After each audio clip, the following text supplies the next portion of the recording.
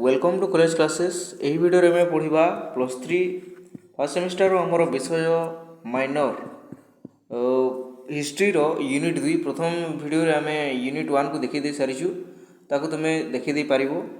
यह हूँ आमर यूनिट 2। यही यूनिट 2 कौन कड़ा विषय नुहे, अति सहजरे बुझा।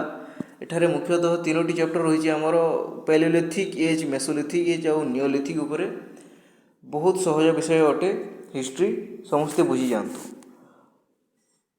यहाँ देखा प्रथम हूँ प्री हिस्टोरिक पीरियड आमर परिचय। आमर लिथिक कहले समस्त को टी प्रोब्लेम हो लिथिक अर्थ कौन। लिथिक अर्थ है पथर।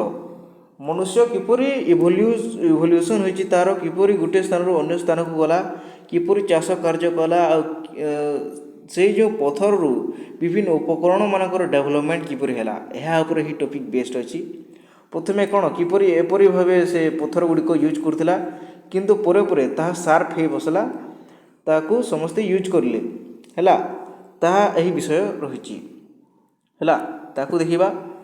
परिचय इंट्रोडक्शन रहिबो। मानव सभ्यतार आरंभ लेखा पढ़ार होइनी। समस्ते जानिछंती जे समय लोके लेखिबा जानु नथिले किंतु जीवन यापन करुथिले, सही समय को प्राग ऐतिहासिक काल कहा जाइथाए।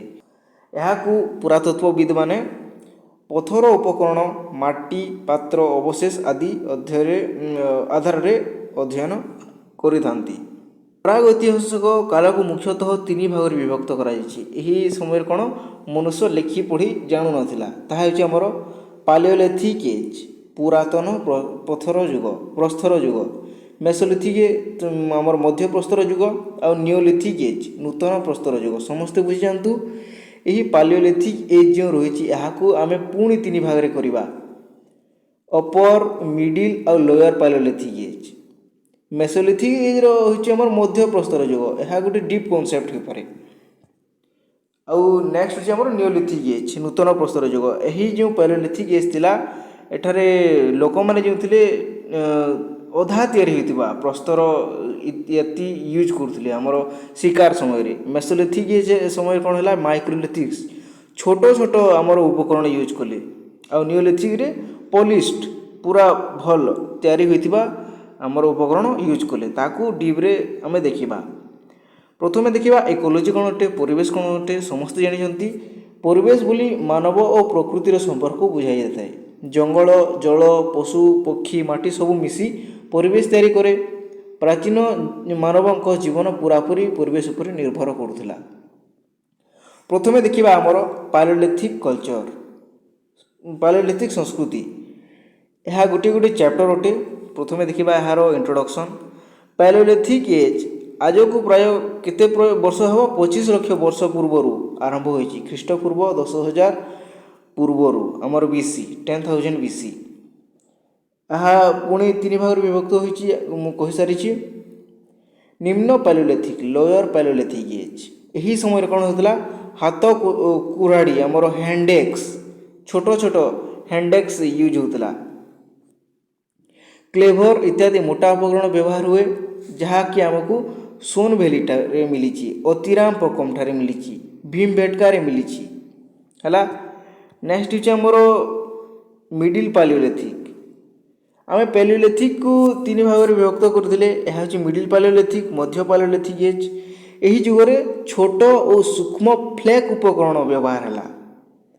फ्लेक अर्थात गोटे पथर रही आमर, यह पवन जल द्वारा कोटी कोटी कोटी कोटी यार किसी अंश भांगीगला। यह किपरि हेबा, यही ओसार होगी गोटे हेब। यह कौन कहुए फ्लेक कहुए है। पथर ठार जहाँ बाहरी ताकू फ्लेक कहुए, नेचुराली जेटा बाहरी। नेक्स्ट होची हमर अपर पालियोलिथिक एज। यही समय अधिक उन्नत और सूक्ष्म उपकरण तैयारी है। गुहा चित्रकला रे आरंभ है और भीमबेटका रॉक शेल्टर यार एक उदाहरण अटे। लोअर अपर पालियोलिथिक है। चपर समस्ते बुझिले। फ्लेक आउ हैंडेक्स गुड़िक जीविका प्रणाली कौन थी यही समय आमर पालियोलिथिक एज समय मुख्यतः से शिकार करुले। यही समय लोके शिकार फलमूल संग्रह कर जीवन यापन करुले। से चरा या नोमाडिक थिले। ଗୋଟିଏ ସ୍ଥାନରୁ ଅନ୍ୟ ସ୍ଥାନକୁ ଯାଉଥିଲେ, ନୋମାଡ଼ିକ୍ ଲାଇଫ୍ ବଞ୍ଚୁଥିଲେ ସେମାନେ। ସମସ୍ତେ ବୁଝିଥିବେ।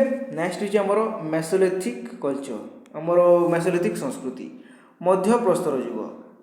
ମଧ୍ୟପ୍ରସ୍ତର ଯୁଗ କହିଲେ ସମସ୍ତେ ଡିଲେମାରେ ଥିବେ। ଆମର ପାଲିଓଲିଥିକ୍ ଏଜ୍ରେ ମଧ୍ୟ ଦ୍ୱିତୀୟ ଥିଲା ଆମର ମିଡ଼ିଲ୍ ପାଲିଓଲିଥିକ୍, ଆଉ ଏହା ହେଉଛି ଆମର ମେସୋଲିଥିକ୍। ଦୁଇଟି ଆମର ରହୁଛି ଆମର ମଧ୍ୟପ୍ରସ୍ତର ଯୁଗ, କିନ୍ତୁ ଏହା ଭିନ୍ନ ଅଟେ। ତାହା ଥିଲା ଆମର ପାଲିଓଲିଥିକ୍ ଏଜ୍ର 3 ଭାଗର ମୁଖ୍ୟ ଭିତରେ ଆମର ଦ୍ୱିତୀୟରେ ଥିଲା, କିନ୍ତୁ ଆମର ପ୍ରସ୍ତର ଯୁଗ ଯେଉଁ ରହିଛି ଏହା ହେଉଛି ଆମର ମେସୋଲିଥିକ୍ ହେଲା। ଏହାର ଇଣ୍ଟ୍ରୋଡକ୍ସନ୍ ଦେଖିବା। ପାଲିଓଲିଥିକ୍ ପରେ ଆସୁଥିବା ଯୁଗ ହେଉଛି ମେସୋଲିଥିକ୍। ଏହା ପ୍ରାୟ ଖ୍ରୀଷ୍ଟପୂର୍ବ 10,000ରୁ 6,000 ପର୍ଯ୍ୟନ୍ତ ଥିଲା। ଏହାର ସ୍ଥୂଳ ବିତରଣ ହେଉଛି ଆମର ବାଗୋର, ଆମର ଆଦମଗଡ଼, ଲଙ୍ଘନାଚ ଇତ୍ୟାଦି। ଉପକରଣ ଗୁଡ଼ିକ କ'ଣ ୟୁଜ୍ କରୁଥିଲେ ଏମାନେ? ମାଇକ୍ରୋଲିଥିକ୍। ଏହା କ୍ୱେଶ୍ଚନ୍ ଆସିଥାଏ ଆମର ମେସୋଲିଥିକ୍ ସମୟରେ କେଉଁ ଟୁଲ୍ ୟୁଜ୍ ହେଉଥିଲା? ଏହା ହେବ ଆମର ମାଇକ୍ରୋଲିଥିକ୍। ଆଉ ମାଇକ୍ରୋଲିଥିକ୍ ଉପକରଣ ଗୁଡ଼ିକ କେଉଁ ଯୁଗରେ ଆରମ୍ଭ ହୋଇଥିଲା? ଏହା ହେବ ଆମର ମେସୋଲିଥିକ୍। ଛୋଟ ଛୋଟ ଉପକରଣ ବ୍ୟବହାର କରୁଥିଲେ। ଜୀବିକା ପ୍ରଣାଳୀ କ'ଣ ଥିଲା ମେସୋଲିଥିକ୍ ସମୟରେ? ଶିକାର କରିବା, ମାଛ ଧରିବା, ଫଳମୂଳ ସଂଗ୍ରହ କରିବା ଏମାନଙ୍କର ମୁଖ୍ୟ ଜୀବିକା ଥିଲା। କିନ୍ତୁ ଧୀରେ ଧୀରେ ପଶୁପାଳନ ଆରମ୍ଭ ହେଲା। ଖାଦ୍ୟ ସଂଗ୍ରହର ପ୍ରମାଣ କେଉଁଠାରୁ ମିଳିଛି? ଆମର ହାଡ଼ ଅବଶେଷ, ମାଛ ତ ଆଉ ମାଟି ଚୁଲା ଇତ୍ୟାଦି ମିଳିଛି। ଆମର ପାଲିଓଲିଥିକ୍ରେ ଯେଉଁ ଥିଲା ସେହି ସମୟରେ କ'ଣ ଆମର ହାଡ଼ର ୟୁଜ୍ ମଧ୍ୟ କରୁଥିଲେ ସେମାନେ। ବିଗିନିଂ ଅଫ୍ ଏଗ୍ରିକଲଚର, ଆମର ଖାଦ୍ୟ ଉତ୍ପାଦନ ମଧ୍ୟ ଆରମ୍ଭ ହୋଇଥିଲା ଆମର ମେସୋଲିଥିକ୍ ଟାଇମ୍ ପିରିୟଡ଼ରେ। ଏହା ମଧ୍ୟ କ୍ୱେଶ୍ଚନ୍ ଆସିପାରେ 1 ମାର୍କ 2 ମାର୍କ ମଧ୍ୟ ଆସିପାରେ। ନିଓଲିଥିକ୍ କଲଚର ଦେଖିବା। ତାପରେ ଆମର ନୂତନ ପ୍ରସ୍ତର ଯୁଗ, ଏହାର ଗୋଟିଏ ଇଣ୍ଟ୍ରୋଡକ୍ସନ୍ ରହିଛି। ନିଓଲିଥିକ୍ ଯୁଗରେ ମାନବ ସ୍ଥାୟୀ ଗ୍ରାମ ଗଠନ କରିଲେ। କୃଷି ଓ ପଶୁପାଳନ ମୁଖ୍ୟ ଜୀବିକା ହେଲା। ଭାରତୀୟ ଉପମହାଦେଶରେ ପ୍ରାରମ୍ଭିକ କୃଷି ଅଞ୍ଚଳ ହେଲା। ମୁଁ ତୁମକୁ ଗୋଟିଏ କହିଦେଉଛି ଗୋଟିଏ ଷ୍ଟୋରି କିପରି ଚାଷ ଆରମ୍ଭ ହୋଇଥିଲା। ଏହା ରହିଲେ ଗୋଟିଏ ନୋମାଡ଼ିକ୍ ଗୋଷ୍ଠୀ। ଏମାନେ କିପରି ଚାଷ ଆରମ୍ଭ କରିଥିଲେ? ସେମାନେ ପ୍ରଥମେ କ'ଣ କରୁଥିଲେ? ଏହା ରହିଛି ଜଙ୍ଗଲ। ଜଙ୍ଗଲକୁ ଗଲେ କୌଣସି ଦିନ ଶିକାର ପାଇଲେ, କୌଣସି ଦିନ ଶିକାର ପାଇଲେ ନାହିଁ। ସେମାନେ କ'ଣ ଭାବିଲେ, ଏପରି ଆମେ ପ୍ରତିଦିନ ଶିକାର କରିଗଲେ ହେବ ନାହିଁ। କ'ଣ କରିବା? ଏହି ଯେଉଁ ପଶୁମାନଙ୍କ ରହିଛି ସେମାନଙ୍କର ଛୁଆମାନଙ୍କୁ ଆଣି ପାଳନ ପୋଷଣ କରିବା। ଠିକ୍ ଅଛି, ସମସ୍ତେ ଗଲେ। ସେ ତାଙ୍କର ଯେଉଁ ରହିଛି ଛୁଆମାନଙ୍କୁ ଆଣି ତାଙ୍କ ପାଖରେ ରଖିଲେ, ତାଙ୍କୁ ପାଳନ ପୋଷଣ କରିଲେ। ତାଙ୍କଠାରୁ ମଧ୍ୟ ବ୍ରିଡ୍ ଆରମ୍ଭ ହେଲା। ଆଉ ସେମାନେ ମଧ୍ୟ ଭାଗ ଭାଗ ହୋଇ ବସିଲେ। ଏମାନଙ୍କୁ ଅନ୍ୟ ସ୍ଥାନକୁ ଯିବାକୁ ପଡ଼ିଲା ନାହିଁ। ଏହି ଯେଉଁ ପାଳନ କରୁଥିଲେ ତାହାକୁ ସେମାନେ ଆଣି ଖାଦ୍ୟ ଗ୍ରହଣ କଲେ ହେଲା। ଏହିପରି ଭାବେ ସେମାନେ ଆରମ୍ଭ କରିଥିଲେ। ଏହା ଗୋଟେ ଡିପ୍ କନସେପ୍ଟ ଅଟେ। ତାପରେ ଦେଖିବା ଆମର ନିଓଲିଥିକ୍ କଲଚରର ଉତ୍ତର ପଶ୍ଚିମ ଅଞ୍ଚଳରେ ମେହେରଗଡ଼ ରହିଛି। ଏଠାରେ ଗହମ, ଯବ ଚାଷ ଆରମ୍ଭ ହେଲା। ନେକ୍ସଟ ହେଉଛି ଆମର କାଶ୍ମୀର ଭ୍ୟାଲି, ବୁର୍ଜାହୋମ ଯେଉଁ ରହିଛି।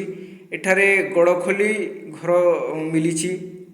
ଏମାନଙ୍କର ଘର ମଧ୍ୟ ଭିନ୍ନ ଭିନ୍ନ ଥିଲା। ଏମାନେ କ'ଣ କରୁଥିଲେ? ପିଟ୍ ଡୁଏଲିଂ ମଧ୍ୟ କରୁଥିଲେ। ଏହା ମାଟି ରହିଛି, ଏହା ତଳେ ରହୁଥିଲେ ହେଲା। ଉପରେ ବରଫ ଯେଉଁ ରହିଛି ଏହାଠାରୁ ବଞ୍ଚିବା ପାଇଁ, ହିଟ୍ ପାଇଁ ଏଠାରେ ଖାଦ୍ୟ ମଧ୍ୟ ସେମାନେ ସଂରକ୍ଷଣ କରିବାକୁ ଲାଗିଲେ ଆମର ହଣ୍ଟିଂ ଗ୍ୟାଦରିଂ ଠାରୁ। ବିନ୍ଧ୍ୟ ଅଞ୍ଚଳ ରହିଛି ଆମର କୋଲ୍ଡିୱା। ଏଠାରେ ଧାନ ଚାଷର ପ୍ରମାଣ ମିଳିଛି। ପୂର୍ବ ଭାରତ ରହିଛି, ବିହାର ଓ ଗଙ୍ଗା ଭାଲିରେ କୃଷିର ଆରମ୍ଭ ହେଲା। ଦକ୍ଷିଣ ଭାରତରେ ରହିଛି ଆମର ଆସମାଉଣ୍ଟ ସାଇଟ୍ସ, ବ୍ରହ୍ମଗିରି ଇତ୍ୟାଦି। ଆସମାଉଣ୍ଟ ଏହା ମଧ୍ୟ ଇମ୍ପୋର୍ଟାଣ୍ଟ କ୍ୱେଶ୍ଚନ୍ ଆସିଥାଏ। ଆସମାଉଣ୍ଟ କ'ଣ? ଛାଇ ଢେଉସ୍ଥଳ ମିଳିଛି। ନାଇଲ୍ ଭ୍ୟାଲି ରହିଛି ଆମର ପ୍ରାଚୀନ କୃଷିର ଉନ୍ନତି ନାଇଲ୍ ଭ୍ୟାଲିରେ ଦେଖାଯାଇଥାଏ। ପ୍ରତିବର୍ଷ ବନ୍ୟା ଆସି ମାଟିକୁ ଉର୍ବର କରୁଥିଲା। ଏମାନଙ୍କର ଜୀବିକା ପ୍ରଣାଳୀ କ'ଣ ଥିଲା? ନିଓଲିଥିକ୍ ଯୁଗରେ ଏମାନେ ମୁଖ୍ୟତଃ କୃଷି କରୁଥିଲେ, ପଶୁପାଳନ କରୁଥିଲେ। କୃଷି ମଧ୍ୟ ଏପରି ଭାବେ ଆସିଥିଲା ଯେପରି ଭାବେ ଆମେ ପଶୁପାଳନ ଦେଖିଲେ। ପଶୁପାଳନ ଏପରି ଭାବେ ମଧ୍ୟ ଷ୍ଟାର୍ଟ ହୋଇନଥିଲା। ସେମାନେ ପ୍ରଥମେ ମାଛ ଚାଷରୁ ଆରମ୍ଭ କରିଥିଲେ। ମାଟି ପାତ୍ର ତିଆରି କରିଥିଲେ, ବସ୍ତ୍ର ବୁଣା ଇତ୍ୟାଦି। ମାନବ ଜୀବନ ଆରାମଦାୟକ ଓ ସଂଗଠିତ ହେଲା। ଏହାକୁ ସମସ୍ତେ ଏକ୍ଜାଗରେଟେଡ୍ କରି ଲେଖିପାରିବେ, ବଢ଼େଇ ଚଢ଼େଇ ଲେଖିପାରିବେ। ତୁଳନାମୂଳକ ବିଶେଷଣ କ'ଣ ରହିଛି? ପାଲିଓଲିଥିକ୍ରେ ମାନବ ଚରାଇଆ ଥିଲା। ଗୋଟିଏ ସ୍ଥାନରୁ ଅନ୍ୟ ସ୍ଥାନକୁ ଯାଉଥିଲା, ଶିକାର କରୁଥିଲା, ଖାଦ୍ୟ ଗ୍ରହଣ କରୁଥିଲା। ମିଳିଲେ ହଁ, ନ ମିଳିଲେ ନାହିଁ। ମେସୋଲିଥିକ୍ରେ କ'ଣ ହେଲା? ଅର୍ଦ୍ଧସ୍ଥାୟୀ ଜୀବନ ଆରମ୍ଭ କଲା। ଆମର ଆଡ଼ଭାନ୍ସ ଟିକିଏ ପାଲିଓଲିଥିକ୍ରୁ ଟିକିଏ ଆଡ଼ଭାନ୍ସ ଟୁଲ୍ ୟୁଜ୍ କରିଥିଲା। ଆଉ ନିଓଲିଥିକ୍ରେ ଆଡ଼ଭାନ୍ସ ଟୁଲ୍ ଆଉ ମଧ୍ୟ ଆଡ଼ଭାନ୍ସ ଟୁଲ୍। ଆଉ ଗୋଟେ ମଧ୍ୟ ଷ୍ଟେଜ୍ ରହିଛି ଆମର ଚାଲକୋଲିଥିକ୍ ଆମର ତାମ୍ର ଯୁଗ ହେଲା, ତାହା ମଧ୍ୟ ହିଷ୍ଟ୍ରି ଅନର୍ସରେ ଥିଲା। ଆମର ଉପସଂହାର ରହିଛି ଏହାର ଗୋଟେ ପାଲୋଲିଥିକ୍ ଠାରୁ ନିଓଲିଥିକ୍ ପର୍ଯ୍ୟନ୍ତ ମାନବ ଜୀବନର ବଡ଼ ପରିବର୍ତ୍ତନ ଘଟିଲା। ଶିକାର ଓ ସଂଗ୍ରହରୁ କୃଷି ସ୍ଥାୟୀ ବସବାସ ପର୍ଯ୍ୟନ୍ତ ଏହା ଜୀବନ ଆମର ଯାତ୍ରା ମାନବ ସଭ୍ୟତାର ମୂଳ ଭିତ୍ତି ରୂପେ ରହିଛି। ତ ଏହା ଥିଲା ଆମର 3ଟି ଯୁଗ। ଧନ୍ୟବାଦ।